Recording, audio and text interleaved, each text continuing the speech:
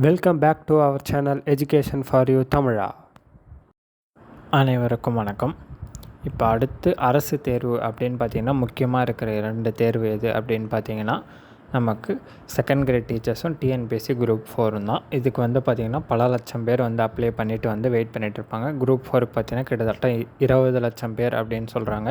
இன்னும் second grade டீச்சர்ஸ்க்கு எவ்வளோ பேர் பண்ணியிருக்காங்க அப்படின்னு சொல்லி தெரியல. கிட்டத்தட்ட நமக்கு வேகன்சிஸ் நிறையாவே இருக்குது. 6000+ வேகன்சிஸ் குரூப் 4லே இருக்குது. இதுலேயும் செகண்ட் கிரேட் டீச்சர்ஸ்லேயும் நமக்கு நிறையா வேகன்சிஸ் இருக்குது. இதுக்கு நிறைய பேர் படிச்சுட்ருப்பீங்க. இதை நீங்கள் கண்டிப்பாக கடைசி சான்ஸாக யூஸ் பண்ணிக்கோங்க. இதுக்கு மேலே திரும்ப தேர்வு எப்போ வரும் அப்படின்னு சொல்லி நமக்கு தெரியவே தெரியாது. ஏன்னா அரசாங்கம் எப்படி நடந்துகிட்ருக்கு, அதாவது அரசு வேலை எப்படி போடுறாங்க அப்படின்றதெல்லாம் நமக்கு தெரியும். ரொம்பவே குறைச்சிட்டாங்க போடுறத. ஏன்னா இருக்கிறவங்களுக்கு சம்பளம் தரத்துக்கே இவங்க கஷ்டப்பட்டுட்டு இந்த மாதிரி இருக்கிற சூழ்நிலையில் இவங்க போஸ்டிங் போடும்போது அதை நல்லா யூஸ் பண்ணிக்கோங்க. நீங்கள் எக்ஸாமில் கிளியர் பண்ணணும் அப்படின்னா அதுக்கு மெயின் திங் என்னன்னு பார்த்தீங்கன்னா நீங்கள் ப்ராக்டிஸ் பண்ணணும். கொஷின்ஸ் எவ்வளோக்கு எவ்வளோ நீங்கள் ப்ராக்டிஸ் பண்ணுறீங்களோ அப்போ தான் உங்களால் எக்ஸாம் கிளியர் பண்ண முடியும். அந்த ப்ராக்டிஸ் இல்லை அப்படின்னா கண்டிப்பாக கிளியர் பண்ணுறதை நினச்சே பார்க்க முடியாது. நீங்கள் மட்டும் புக்கை படிச்சுட்டு போனீங்க அப்படின்னா எல்லாமே ஞாபகம் இருக்க மாதிரி தான் இருக்கும். பட் அதில் ஒரு கொஷின் ரைஸ் ஆகும்போது நமக்கு அதுவான்ற ஆப்ஷன்ஸ் நிறையா குழப்பம் வரும். அதை நம்ம போக்கணும் அப்படின்னா நம்ம ப்ராக்டிஸ் பண்ணியே ஆகணும். நிறையா கொஷின்ஸ் எவ்வளோ தௌசண்ட்ஸ் ஆஃப் கொஷின்ஸ் நம்ம ப்ராக்டிஸ் பண்ணுறோமோ அவ்வளோக்கவ்வளோ நமக்கு நல்லது. அதே மாதிரி ப்ரீவியஸ் இயர் கொஷின்ஸும் நம்ம பார்க்கணும். எந்த மாதிரி கொஷின்ஸ்லாம் கேட்குறாங்க அப்படின்றது நமக்கு தெரியணும்.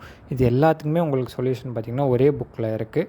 அதில் நீங்கள் பார்த்தீங்கன்னா ஜென்ரல் தமிழும் இருக்கும், ப்ளஸ் ஜென்ரல் ஸ்டடீஸும் இருக்கும். ஜென்ரல் ஸ்டடீஸ்னால் நான் எது சொல்கிறேன்னா ஜென்ரல் சயின்ஸ், அதாவது ஃபிசிக்ஸ், கெமிஸ்ட்ரி, ஹிஸ்ட்ரி இது எல்லாமே நம்ம அதில் இருக்கும். தமிழ் மீடியம், இங்கிலீஷ் மீடியம் 2 புக்குமே இருக்குது. நான் உங்களுக்கு எல்லாமே கீழே டிஸ்கிரிப்ஷனில் தரேன்.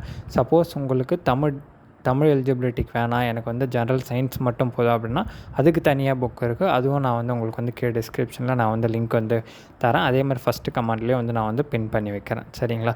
அது both Tamil medium and English medium இருக்கும். அதில் எது உங்களுக்கு வேணுமோ நீங்கள் அதை யூஸ் பண்ணிக்கோங்க. கண்டிப்பாக நீங்கள் இந்த எக்ஸாம் யூஸ் பண்ணிக்கோங்க. இந்த புக்கில் நிறைய கொஷின்ஸ் வருது அப்படின்னு சொல்கிறாங்க. இதுக்கு முன்னாடி பிடிஎஸ் டென்ஸ் எக்ஸாமுக்கே நம்ம சஜஸ்ட் பண்ணியிருந்தோம். அதில் நிறைய கொஷின்ஸ் வந்த மாதிரி நமக்கு தெரிஞ்ச ஃப்ரெண்ட்ஸ் எல்லாருமே சொன்னாங்க. கிட்டத்தட்ட ஒரு 75% கொஷின்ஸ் அந்த புக்கில் இருக்கிறது வருது அப்படின்னு சொல்கிறாங்க.